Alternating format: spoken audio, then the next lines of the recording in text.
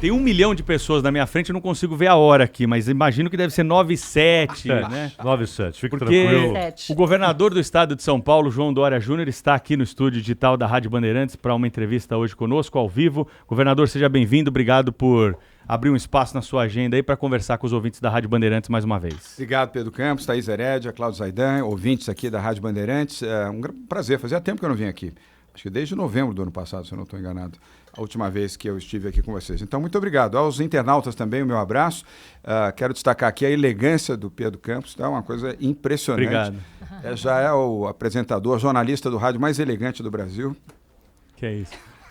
O governador trouxe a Patrícia Ellen, que é secretária de Desenvolvimento Econômico do governo do estado de São Paulo, vai participar também conosco aqui dessa entrevista. Tudo bem, secretária? Seja bem-vinda. Tudo bem, muito obrigada pelo convite. É uma honra estar aqui com vocês, ao lado do governador João Dória. Bom dia a todos os ouvintes e aos internautas também. Governador, posso só justificar? Claro. Por que eu convidei, tomei a liberdade, aliás, de convidar a nossa secretária para estar aqui conosco, a Patrícia Ellen. Eu tenho feito isso em várias entrevistas para mostrar que nós governamos em equipe. Não é um governo individualizado, quer dizer, centralizado, é só o governador que manda, é só o governador que decide, é só o governador que faz.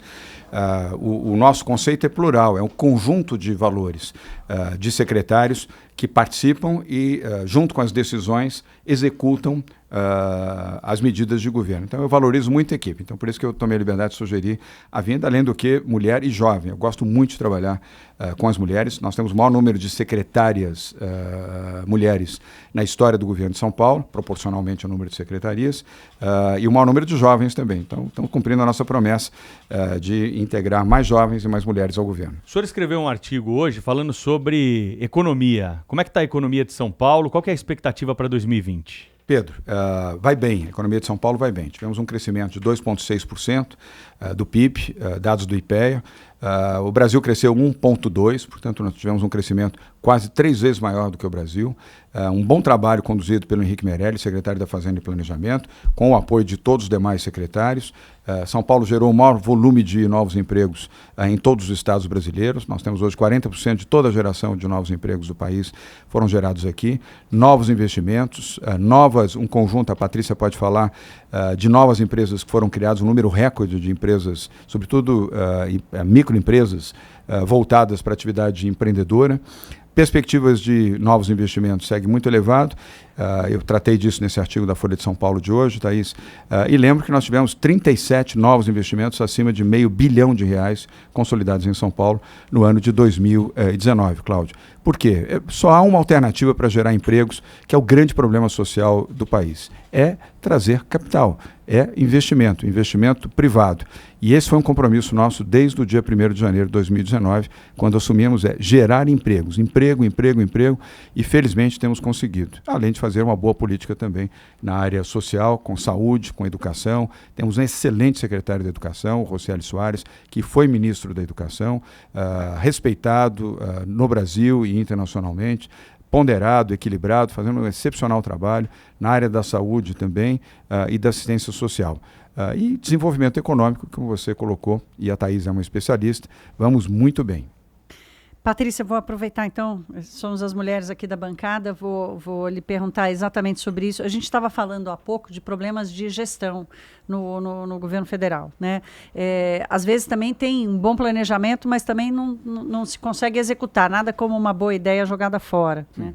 E quando se trata de investimento, e aí não é só no estado de São Paulo, mas é no Brasil como um todo, entre a intenção do investimento, a maturação e a execução desse investimento, até que ele traga o retorno para a sociedade, tem léguas, né? Às vezes menos, às vezes mais léguas, dependendo da região. Então, como é que está a gestão e a execução e a maturação desses planejamentos todos, desses planos todos de investimento para São Paulo? Esse ponto é muito importante para a gente, Thaís, porque além da gente ter a estratégia, a gente tem uma disciplina de execução muito grande, né? Quando o governador coloca que a gente trabalha em equipe, a gente realmente trabalha em equipe. A gente teve 60 reuniões de secretariado, a gente se reúne semanalmente e o time todo trabalha. Uma vez que a gente gera essa oportunidade de investimento, nós temos a Invest São Paulo, com o Wilson Mello, a Relações Internacionais com o secretário Júlio Serson. O governador pessoalmente liderou 7 missões internacionais ano passado. A gente começou esse ano com Davos, já temos 10 agendadas. Então, com isso, a gente teve recorde no ano passado, nos primeiros 6 meses, foram 67,7 bilhões de investimentos anunciados, que foi o segundo maior número em 20 anos. O que a gente precisou fazer? Encurtar o ciclo de execução desses investimentos. E, além disso, estimular a abertura de empresas para facilitar a vida do empreendedor. 54% dos empregos formais ainda vem da micro e pequena empresa. Então, a gente combinou esse olhar de grandes investimentos com o estímulo do microempreendedorismo. Nós tivemos também em São Paulo, ano passado, recorde de abertura de empresas. Foram 222 mil empresas abertas, maior número em 20 anos. E com isso também, a gente também trabalhou para evitar o fechamento de empresas. Então, como é que a gente ajuda o microempreendedor a prosperar? Com microcrédito, com capacitação técnica. Nós lançamos um programa de empreendedorismo em parceria com o Sebrae, que foi o maior programa da história do Estado e do Brasil, o Empreenda Rápido, né? Para a gente garantir que os empreendedores ficam vivos, né? Que o negócio não morre depois de 6 meses. Com isso, a gente reduziu o fechamento de empresas e a gente teve o maior número de abertura líquida dos últimos 8 anos. Então, a gente combinou essas 3 estratégias. Grandes investimentos, encurtar o ciclo de execução desses investimentos, com o estímulo para a abertura de empresas e empreendedorismo e a melhoria do ciclo de vida dos empreendedores e das empreendedoras paulistas. Governador, vou falar um pouco de política. Quando o Bebiano rompeu com o Bolsonaro, ou foi rompido, ele ficou 1 mês e meio só no governo, e ele foi uma figura-chave no processo eleitoral. Ele acabou se filiando ao PSDB, inclusive o senhor prestigiou a filiação dele no Rio de Janeiro. O Alexandre Frota, que também era uma espécie de soldado do bolsonarismo, rompeu e se disse um soldado de João Dória. No caso da Joyce é diferente, porque ela já era uma aliada sua, muito próxima, mas hoje, claramente, está muito ligada ao seu governo. Inclusive há várias especulações sobre como ela pode participar do pleito municipal. Chegaram a falar que ela poderia ir como vice do prefeito Covas. Mas é uma figura política de outro nível, de outro peso. E eu me lembro aqui, eu até abri aqui para ver qual era exatamente a manchete da Folha de São Paulo. Isso foi no dia 27 de agosto do ano passado. Dória aproveita fritura feita por Bolsonaro e tenta atrair Moro. Né? E agora o Estadão trouxe que há uma preocupação no chamado clã Bolsonaro, ou seja, na família, a relação do Moro com o senhor é uma relação boa, sempre foi amistosa, mas parece haver uma preocupação de uma proximidade política, né? Pensando, claro, como muitos estão pensando já, precipitadamente, na minha opinião, em 2022. Ou seja, todas as figuras que romperam com Bolsonaro foram para o guarda-chuva de João Dória. Isso pode acontecer com o Sérgio Moro? Eu gosto do Cláudio porque ele só faz perguntas fáceis. Não tem pergunta difícil. Torcemos para o mesmo time, né? Pois é, o peixe. Aliás, esse é o ano do peixe, hein? Bom, eu gosto muito do ministro Sérgio Moro. Eu tenho uma relação com ele que antecede, evidentemente, o governo. Já nos correspondíamos, já nos falávamos. Entreguei a ele o prêmio Person of the Year em Nova York, quando ele foi homenageado em 2018. É uma ótima figura, um ser humano. O Brasil deve muito ao Sérgio Moro, ao juiz Sérgio Moro. Não fosse a sua coragem, a sua determinação, a sua capacidade de trabalho e de promotores públicos que ao lado dele ajudaram a desvendar os temas da Lava Jato, o Brasil ainda estaria vivendo o caos moral que viveu durante o período Lula-Dilma. 13 anos de desastre para o país. O Brasil deve muito ao Sérgio Moro. Então, é por isso que se justifica, às vezes, essa especulação quando há estremecimentos entre ele e o presidente Bolsonaro. Imediatamente vem à tona, os jornalistas lembram as nossas relações. Eu não faço, evidentemente, nenhum esforço nesse sentido. Eu respeito a circunstância de que ele é um ministro do presidente Jair Bolsonaro. Um bom ministro, diga-se de passagem, da Justiça e da Segurança Pública. Aliás, fazendo trabalhos conjuntos aqui com o governo de São Paulo e de uma maneira muito correta, sem nenhuma visão partidária, ideológica ou segregatória, ao contrário, de muita integração. E é uma pessoa da maior respeitabilidade. Gosto muito dele, quero reafirmar este fato aqui. Espero que se acomodem, vamos dizer, esses atritos sejam acomodados, ele siga como ministro. Governador, em relação à segurança pública, já que estamos no tema então, foi suspensa a licitação dos presídios aqui de São Paulo, né? Qual é a informação que o senhor tem? O que o governo do estado vai fazer? Segue ainda com a tentativa de privatizar os presídios aqui do estado de São Paulo? Segue. Não haverá problema algum. Evidente, tudo é difícil. Quando você quer modernizar, Pedro, Thaís, Cláudio, sempre você vai ter objeções de ativistas, sindicalistas, esquerdistas, ativistas e os vigaristas também. Todo mundo se junta contra a modernidade, contra a eficiência. Mas eu já estou escaldado, fui prefeito de São Paulo, vivi a experiência de implantar pela primeira vez no município um amplo programa de privatização, não havia nenhum programa nesse sentido, Cláudio, no Brasil, Thaís, nenhum, nem no passado, recente ou remoto. Foi muito difícil e o Bruno está executando isso também com destemor, superando as dificuldades. Nós já tínhamos tido uma manifestação do Tribunal de Contas do Estado, fruto também de ativismo e de colocações feitas junto ao Tribunal de Contas, que estudou profundamente durante 40 dias o tema e verificou que não havia nenhum ponto a ser contestado e fez a liberação para o início do programa de PPPs com os presídios. Não será diferente em relação à promotoria pública e nem em relação ao Tribunal de Justiça. Essa é uma medida moderna, positiva, ela agiliza a implantação de vagas no sistema prisional, ela não desemprega os agentes penitenciários, ao contrário, ela amplia a oportunidade para os agentes penitenciários, ela melhora a qualidade também no sistema prisional, ela melhora as condições também, eu não defendo luxo para bandido, evidentemente, mas condições humanas e adequadas para que não tenhamos superlotação nas cadeias e possamos ter também investimento em educação, em formação e qualificação, para que o bandido de ontem não continue sendo amanhã o mesmo bandido, que ele possa vir atuar na vida tendo já pago pelos seus crimes. Então, a parceria público-privada para presídios é algo moderno, já foi feito aqui no Brasil, inclusive, não é nenhum fato inédito, foi feito em Minas Gerais pelo ex-governador de Minas, em Ribeirão das Neves, e funcionou bastante bem, vem funcionando bastante bem. Nós mandamos para conhecimento o Coronel Nivaldo, que é o secretário do Sistema Penitenciário, para fazer programas de conhecimento, Thaís, na Inglaterra, nos Estados Unidos, para visitar presídios privados, tanto na Grã-Bretanha quanto nos Estados Unidos, e conhecer também mecanismos de segurança em Israel. Nós estamos convictos, Pedro, de que essa é a melhor alternativa, ela é boa, saudável, vamos superar isso. Eu tenho absoluta convicção que já nesse primeiro semestre estaremos fazendo as primeiras concessões. Vou pegar carona no tema da privatização. Ontem, num evento aqui em São Paulo, o senhor falou que, dependendo da aprovação do novo marco regulatório para o saneamento, o senhor pode encaminhar a privatização da Sabesp, que certamente é uma das companhias mais líquidas, né, do ponto de vista financeiro e tal, e de gestão, mas que, para quem pensa que o Estado tem que ser menor, a privatização faz sentido mesmo para aquelas companhias que estão saudáveis. Está condicionada a aprovação do marco regulatório do saneamento a privatização da Sabesp, ou ela se mantém no plano do governo nessa visão geral de privatização? Thaís, duas respostas a uma pergunta, uma boa pergunta. Primeiro, o nosso governo é um governo liberal, pró-mercado, menos Estado e mais privado. Essa é a nossa visão muito clara. A Sabesp é a terceira maior empresa de saneamento do mundo, bem administrada, bem gerida, historicamente, também para ser justo, não é uma conquista deste governo, é uma conquista histórica.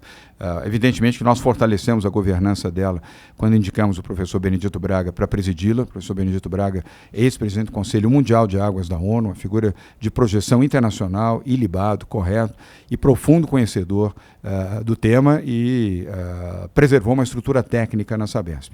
O marco regulatório foi votado no Congresso Nacional, nas comissões, começando por um bom trabalho do senador Tasso Gereissati, no âmbito do Senado, depois pelo deputado Geninho, deputado federal aqui por São Paulo, trabalho excepcional, resistindo a pressões, a agressões, inclusive, fez um relatório competente e correto, defendendo um novo marco regulatório para que essas empresas possam ser privatizadas. Thaís, não há outra forma de você colocar saneamento em todo o país. Há regiões do país, Cláudio, onde há apenas 4% de saneamento, 96% não tem água, não tem esgoto. Não é justo para o país viver nessa situação em nome de sindicalismo, de ativismo, de visão esquerdista, que o Estado tem que estar presente em tudo.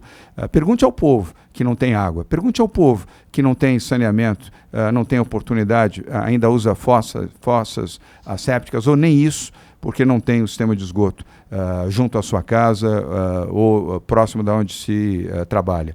Essas pessoas são as que sofrem, e sofrem muito. Não é o caso de São Paulo. São Paulo tem quase 87% de toda a sua rede de saneamento implantada e pronta, e só não está nos outros 100%, porque ainda há alguns poucos municípios que resistem ao trabalho da Sabesp. Como até pouco, aliás, diga-se, era o caso de Guarulhos. Sim. 1,5 milhão de habitantes, segunda maior cidade do estado de São Paulo, e não tinha, o sistema de saneamento era local, aliás, fruto do PT, da gestão do PT, para abrigar companheiros, ao invés de fazer gestão técnica de qualidade, jogando todo o esgoto no Rio Tietê. Por isso que o Rio Tietê vai demorar mais para ser despoluído, e um investimento só em Guarulhos, mais de 4 bilhões de reais estão sendo investidos agora pela Sabesp. Então, se o marco jurídico, o marco regulatório, for aprovado na Câmara, isso deverá ser votado nesse primeiro semestre. Esse é um tema sensível ao presidente Rodrigo Maia, que também tem sido brilhante à frente da Câmara Federal, como presidente da Câmara, e também do senador Davi Alcolumbre. Se aprovado for, esta é uma alternativa, sim, que o governo de São Paulo vai analisar, que é a privatização da Sabesp. Alternativa, mas não é uma decisão dentro dessa tem duas alternativas, Thaís, para ser bem preciso com você, que é uma jornalista que conhece a economia. É a capitalização e a privatização. Uma das duas nós vamos adotar, com certeza. Secretária Patrícia Ellen, o governador falava há pouco sobre esse quadro trágico. Nós temos 100 milhões de pessoas sem saneamento, né? E São Paulo, claro, é uma ilha. Nós vemos hoje estados que, para os padrões brasileiros, são ricos, como Minas Gerais, Rio Grande do Sul, Rio de Janeiro, o maior produtor de petróleo do país, em colapso financeiro. E a gente falava há pouco, esse imbróglio todo do Enem, do SISU, etc. Ou seja, o Brasil está embrulhado em problemas que seriam razoáveis na época do Getúlio Vargas, mas é inadmissível que o Brasil ainda tenha problemas com correção de prova. E mais, a América do Sul, se ela não der um salto tecnológico rápido e eficiente, como a Coreia fez, como a China fez, logo nós voltaremos à situação do século XIX, né? Vamos exportar comida e minério e vamos importar produtos industrializados e tecnologia. E São Paulo, repito, é a vanguarda dos saltos tecnológicos, até pela estrutura que tem, etc. Os centros de tecnologia, de estudo. Como é que a senhora vê a possibilidade de, em São Paulo, nós termos o início, a vanguarda desse salto tecnológico, sem o qual, repito, o Brasil voltará ao seu status econômico do século XIX? O início nós já temos, Cláudio. Eu acho que o que a gente precisa agora é fazer esse trabalho crescer numa escala jamais vista, né? Acho que você colocou um retrato muito claro que a gente tem que lembrar como sociedade. Nós não resolvemos nossos problemas de desigualdades seculares. Estamos num problema crítico discutindo educação básica. Isso é uma vergonha. Eu falo como cidadã, como uma pessoa que teve a vida transformada pela educação. Eu me sinto indignada de ver a situação que a gente tem hoje com relação à educação. Além disso, a gente está passando, como o governador colocou aqui, por um dos maiores desafios fiscais que nós já tivemos. Nós temos estados falidos, né, que a gente vai ter que aprender a fazer muito mais com muito menos. E estamos sendo atropelados por uma revolução digital. Então, a gente vai ter que resolver 3 problemas de uma vez, num país que envelheceu antes de prosperar. Nós já temos uma população idosa e estamos tentando resolver questões de primeira infância, né? Para fazer isso, a gente precisa, sim, de muita tecnologia. E São Paulo tem que exercer o seu papel de protagonismo, não só no Brasil, na América Latina e no mundo. O governador colocou no nosso vídeo para Davos desse ano, a gente mudou completamente a nossa abordagem. Da primeira vez, a gente estava apresentando São Paulo. Agora, a gente está posicionando São Paulo como a porta de entrada do Brasil para o mundo e trabalhando exatamente em nos conectarmos em cadeias globais muito mais avançadas tecnológicas. Uma das coisas mais importantes que aconteceu em Davos para a gente esse ano foi o lançamento do Centro da 4ª Revolução Industrial em São Paulo. É o 8º do mundo do Fórum Econômico, é em parceria com o governo federal, mas coloca São Paulo e o Brasil na discussão global de governança digital. Então, como é que a gente vai implementar tecnologia em escala, né? A gente está falando de inteligência artificial, de blockchain, de internet das coisas. E tecnologias, se bem aplicadas, podem trazer um benefício muito grande para o Brasil, inclusive no combate de desigualdades. Pegando o exemplo específico de internet das coisas, eu tive a honra de participar do Plano de Internet das Coisas Nacional. Ele sozinho, se a gente implementar na saúde, na gestão da vida em cidades e na indústria, a gente consegue trazer em valor para o nosso país quase 800 bilhões de reais por ano a partir de 2025. O que Como é é isso? feita essa conta? Prontuário eletrônico? Mostra. Isso aí? Essa conta está toda detalhada, inclusive no site do BNDES, em relatórios públicos. Isso é feito através de casos de uso. Pegando o exemplo da saúde especificamente, hoje a gente gasta quase 9% do PIB em saúde. Por que a gente tem um desafio tão grande em saúde hoje? Né? A gente tem que lidar com toda a parte de doenças crônicas que estão aumentando por causa do envelhecimento da população, as doenças infecciosas que estão também aumentando, infelizmente, e toda a questão de violência do nosso país. Então, você pega caso por caso e coloca a tecnologia aplicada.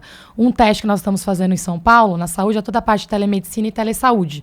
Isso aplicado reduz muito o custo e você dá acesso para a população que hoje está excluída com um custo muito menor. Então, o que está lá é linha a linha, a gente fez o estudo da aplicação da tecnologia e do benefício gerado, ou em redução de custo, ou em melhoria de qualidade de vida. Agora, só uma coisa, porque a tecnologia também tem seus perigos, né? Ontem, inclusive com a presença do senhor, tivemos aí a apresentação dessa tecnologia de reconhecimento facial. E, claro, isso pode ser muito bem usado no combate ao crime, deve ser usado. E, em compensação, nenhum país está mais avançado em reconhecimento facial do que uma ditadura, que é a China, né?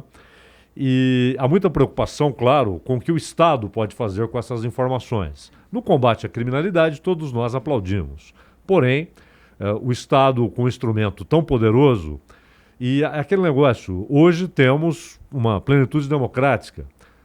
Não sabemos como será amanhã. O Brasil tem um histórico difícil na sua relação com a democracia. O senhor vê algum perigo e quais cuidados devem ser impostos no uso da tecnologia de reconhecimento facial? É regulação, é ter cuidado. E a regulação, como temos aqui em São Paulo.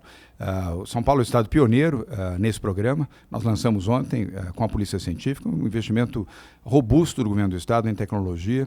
A Polícia Científica é aquela que ajuda a desvendar o crime e ajuda na inteligência da polícia a evitar o crime. Então nós estamos investindo muito, porque muito melhor é você pegar o bandido antes dele executar o crime, porque você evita que ele faça uma vítima e evita também o confronto com polícia militar ou polícia civil. A identificação facial é algo, vou dizer, extraordinariamente bom. Vou dar um exemplo concreto. Agora, para o Carnaval de São Paulo, nós vamos ter recorde no Carnaval de São Paulo. Aliás, começamos quando eu fui prefeito de São Paulo em 2017. Fizemos naquela época já o segundo maior carnaval de rua do Brasil, depois de Salvador. Já no ano seguinte já foi o maior carnaval. Esse ano vamos passar de 15 milhões de brasileiros de São Paulo e outros estados aqui na região metropolitana de São Paulo, num período de 10 dias, Thaís. E vamos ter o reconhecimento facial. Ou seja, um bandido que sabe que tem reconhecimento facial através das câmeras, porque são as câmeras instaladas, você consegue fazer o reconhecimento facial em 6 segundos. É muito rápido, é extremamente rápido. Um óculos escuro não consegue impedir. Não consegue. Mesmo imagens um pouco mais turvas, obviamente não escuridão total. A tecnologia permite a captação e aparece na tela rapidamente aquela informação. No mínimo, quando há dúvida, aparece 2, 3, 4 faces e o histórico de cada um. E se tem um histórico do bandido, imediatamente a polícia pode agir. Mas numa velocidade extraordinária, Cláudio. Então, o próprio bandido, ao saber disso, ele vai dizer, opa, eu não vou para a rua para furtar celular, para furtar carteira, para furtar bolsa dos foliões que vão estar no carnaval. Porque as chances de eu ser pego serão grandes. Então, quanto mais tecnologia a favor da segurança pública, mais seguro estará o cidadão. E com regras claras, evidentemente, para não invadir a intimidade e o direito legítimo das pessoas. Você concorda que há riscos que devem ser evitados por uma regulamentação? Mitigados muito perigoso, e evidentemente, controlados. Né? E o governo Mas de São Paulo... é uma tendência, né, governador? Acho que mundial de você fazer o controle dessas áreas com a utilização desse equipamento, né? Claro, não. Na Alemanha já assim, no Japão, na China, como você falou, por óbvio, nos Estados Unidos. Essa enfim, é só uma primeira aplicação dessa tecnologia, governador? Qual é a próxima?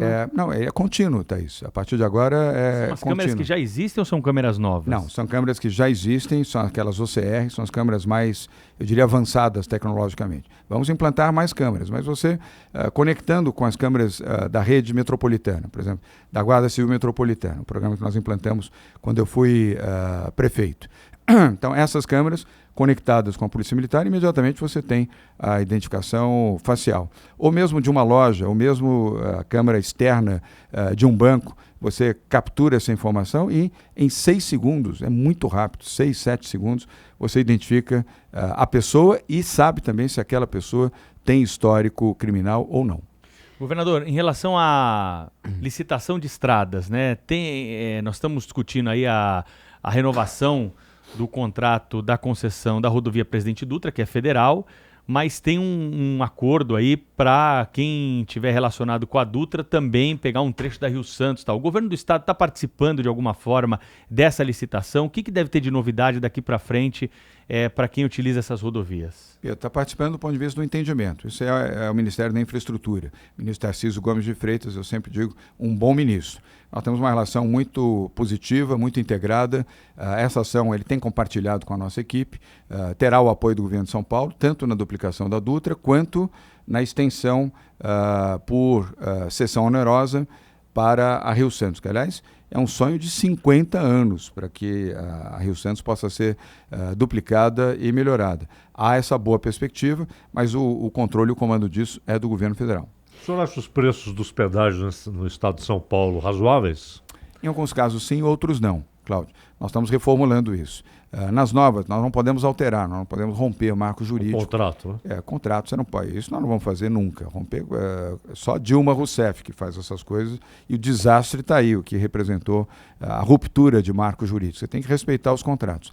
Nas renovações nós estamos mudando. Primeiro baixando as tarifas, isso já na PIPA, essa nova concessão, aliás, a maior concessão rodoviária do país, que nós aprovamos e colocamos em leilão na Bolsa de Valores de São Paulo e que representou 15 bilhões de novos investimentos e 1 bilhão e 100 milhões de ágio, o maior ágio da história, 7.209% de ágio. A PIPA, que vai ligar Piracicaba a Panorama, com 12.273 quilômetros, ela já terá pedágios de valor menor, já terá pedágio flexível, ou seja, horários flexíveis, das 10 da noite às 5 ou às 6 da manhã, dependendo da região, você paga 50% do pedágio, porque você tem um estímulo para viajar no horário que você tem menos fluxo, seja para transporte de carga, seja por lazer ou por outra razão. Também teremos a tarifa ponto a ponto, Thaís. Você entra numa estrada vamos dizer, de 200 quilômetros, para ficar mais fácil o exemplo aqui aos ouvintes e internautas da Bandeirantes. Você vai usar apenas 20 quilômetros dessa rodovia e não os 100 quilômetros dessa rodovia. Você vai pagar por 20 quilômetros e não mais pelos outros 80 quilômetros que você não vai percorrer. Mais justo. Vamos estimular o uso eletrônico para acabar com o posto de pedágio. Isso é uma coisa ultrapassada. Vai ter só circunstancialmente para casos especiais.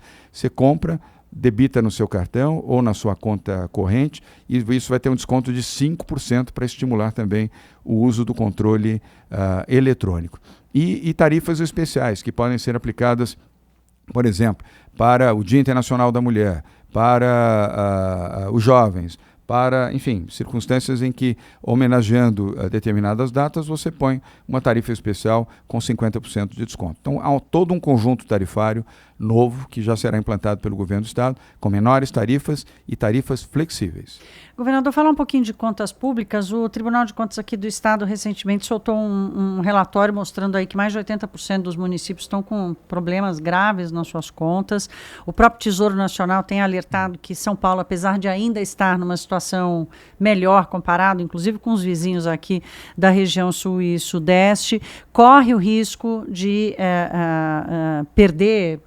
ter um rebaixamento da sua nota de crédito por causa do excesso de despesas obrigatórias, enfim. A gente sabe que São Paulo já é, como um todo, o estado mais rico do Brasil, consequentemente tem os municípios também mais ricos do Brasil, mas ainda assim, quem está na ponta lá na gestão sabe como está difícil pagar salário de servidor, que geralmente come boa parte do orçamento. Como é que está essa relação, esse cuidado do Estado com a saúde fiscal? Não só do Estado, mas também dos seus municípios. Está isso, sob controle. É o Estado com o melhor controle fiscal do país, é o Estado de São Paulo. Não temos risco nenhum. Nós temos uma gestão equilibrada, responsável. Não fazemos aqui populismo, nem artificialismos, nem mágicas para ganhar popularidade. Por isso que o controle fiscal é feito aqui diariamente pelo Henrique Meirelles, nosso secretário da Fazenda e Planejamento, e com acompanhamento da Secretaria de Governo, que é ocupado pelo vice-governador Rodrigo Garcia. Acompanhamento diário. E eu acompanho também o relatório todos os dias na tela do meu computador. Não tem a menor hipótese aqui de caminharmos como outros estados brasileiros, infelizmente estão, a maioria por herança dos governos que os antecederam, mas esse risco aqui é zero. E temos feito, junto com o Tribunal de Contas do Estado de São Paulo, um programa de treinamento com as prefeituras. Aliás, tivemos a visita do presidente do Tribunal de Contas do Estado de São Paulo na semana retrasada no Palácio dos Bandeirantes. Ele foi convidado a assistir e acompanhar uma reunião do secretariado, no programa de transparência que nós temos absoluto, e ali ele disse, olha, terminamos pela primeira vez o primeiro ano de um governo sem nenhum contencioso, zero de contencioso com o governo do Estado de São Paulo. E alguns municípios, de fato, é verdade, têm problemas, e nós estamos ajudando, junto com o Tribunal de Contas do Estado, a orientar para evitar procedimentos que gerem desequilíbrio fiscal em algumas cidades. Mas o Estado vai muito bem e continuará bem. O governador, a última da minha parte, se formos à Praça da Sé agora, ou se formos em Piracicaba, ou em Recife, fala, escuta, quem é candidato a presidente desde já?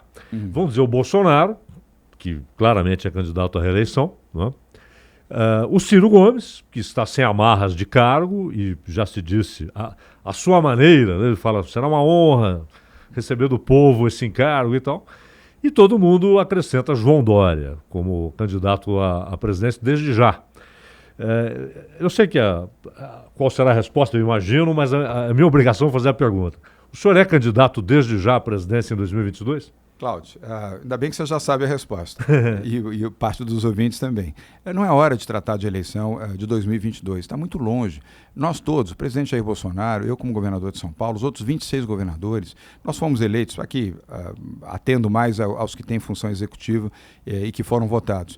Nós temos a obrigação de sermos bons gestores, é o que a população espera do governador de São Paulo, ele que cumpra as suas metas e os seus objetivos, como temos cumprido e com resultados muito positivos. E é o que a população espera também do presidente Bolsonaro, é que ele se dedique à gestão do país. E o mesmo em relação aos demais governadores. 22 em 22. Agora é hora de gestão, não é hora de eleição.